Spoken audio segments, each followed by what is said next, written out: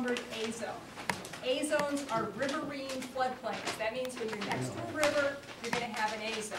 If you're next to the coast, you're going to have a V zone, which means way back.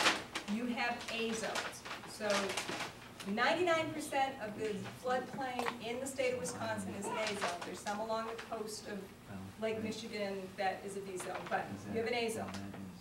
When you have elevations determined, which means a detailed engineering study has been done with cross sections and the 9 yards, they have determined this is how high the water's going to get, and this is how far it's going to go out to either side. And that means you have a base flood elevation, okay, or a BFE, right? Base flood elevation, 100-year floodplain. This is how high it's going to get, how far it's going to go out to the side during a 100-year event. That is always shown on the map as AE. A elevation or A everything. A zone A means that there are no elevations determined, and they have approximated how far it's going to go out to either side. So they have not determined specifically with an elevation that they can match topography to say this is how far it's going to go out.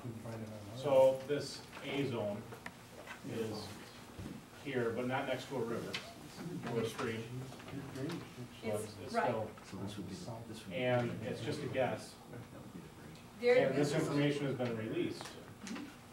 So now the banks come and say, well, you need the maximum protection because you're in an A zone, and it's not official. It's just a guess.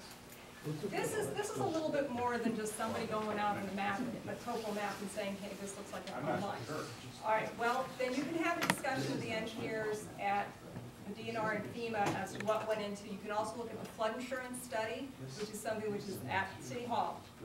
Okay, this one, there are some A zones that that are basically the ones that were done in the 80s and the 90s, mostly the 70s and the 80s, that we're looking at a topographic map and saying, gee, you know, we had water come up to here based on what people have told us, and they drew a line on a 10-foot contour map, which meant they could have been off by 6 feet as far as height, because they were using 10-foot intervals on the contours.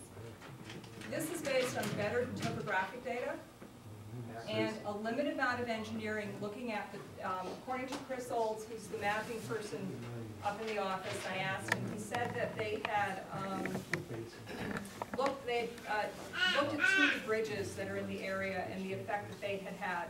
So it's called a limited detail study. All right. As for this being the worst, it is in some ways one of the more complicated areas to be in. And the reason that it's complicated is that under typical circumstances, you're a homeowner, you're sitting out here, I want to put an addition on my house, I want to build a new home or whatever, I'm in an A zone. Well, I don't know where that BFE is, so I don't know how high I have to go. Because federal requirements under the NFIP require you to be at or above the base flood elevation. In NR 116, the state standards require you to be 2